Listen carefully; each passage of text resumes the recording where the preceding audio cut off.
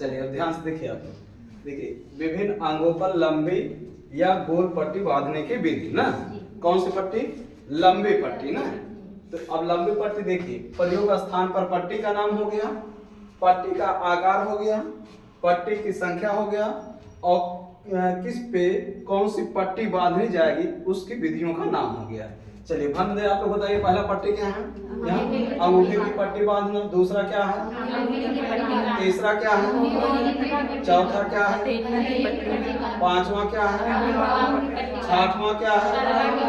सातवां क्या है? आठवां क्या है? नौवां क्या है? दसवां क्या है? 11वां क्या है? 12वां क्या है? अब देखिए अंगूठे की पट्टी बांधना तो कितना चौड़ा होना चाहिए और लंबा कितना होना चाहिए? कितने पट्टी की जरूरत है? कौन सी विधि का प्रयोग किया जाएगा? क्लियर हो गया। दूसरा, अंगुली की पट्टी बांधने में चौड़ाई कितना होना चाहिए? लंबाई कितना होना चाहिए? संख्या कितना होना चाहिए? किस विधि का प्रयोग किया जाएगा?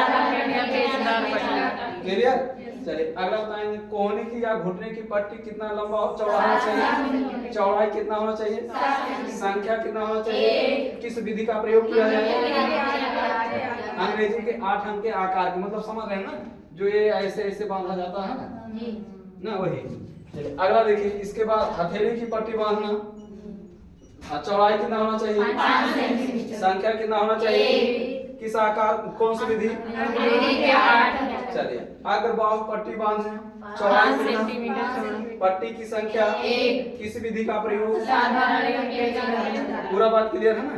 चलिए अगला बताएंगे, तलवा की पट्टी बांधना, चौड़ाई कितना होना चाहिए? पट्टी की संख्या, किस विधि का प्रयोग? क्लियर। चलिए अगला बताएंगे, एड़ी की पट्टी बांधना, चौड़ाई कितना होना चाहिए? कितना पट्टी होना चाहिए? किस विधि का प्रयोग किया जाएगा? ये भी बात क्लियर। चलिए अगला देखिए, टांग की पट्टी बांधना, चौड़ाई कितना होना चाहिए? इसकी लंबाई थोड़ा ज्यादा होना चाहिए, ठीक है। और संख्या में कितनी होती है? किस विधि का प्रयोग किया जाएगा? क्लियर है। चलिए अगला देखिए, अगला पट्टी कौन है? जांघ की पट्टी। चौड़ाई कितना होना चाहिए? संख्या कितना होना चाहिए? किस विधि का प्रयोग किया जाएगा? ये भी बात क्लियर है। अगला क्या है? कान की पट्टी बांधना, चौड़ाई कितना होना चाहिए?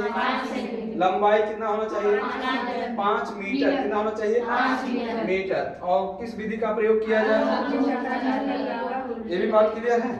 चलिए आगे देखिए, फिर आंख की पट्टी बांधना, चौड़ाई कितना होना चाहिए? संख्या पट्टी की, किस विधि का प्रयोग किया जाएगा? ये भी बात क्लियर हो गया।